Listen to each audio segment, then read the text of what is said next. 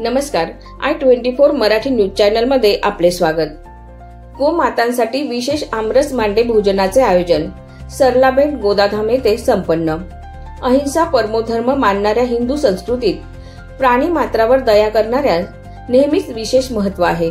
या विचारातून प्रेरणा घेत श्री अवधूत चिंतन देवस्थान तळेगाव मळे येथील परमपूज्य दादा महाराज तुपके यांच्या संकल्पनेतून सरलाबेट गोदाधाम येथे गोमातांसाठी एक आगळं वेगळं आणि भक्तिभावपूर्ण भोजन आयोजन करण्यात आलं।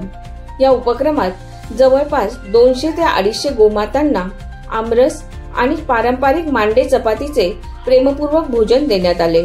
हा अनोखा उपक्रम नांदुर्की येथील अन्नदाता विजय भाऊ वाणी यांच्या सौजन्याने पार पडला।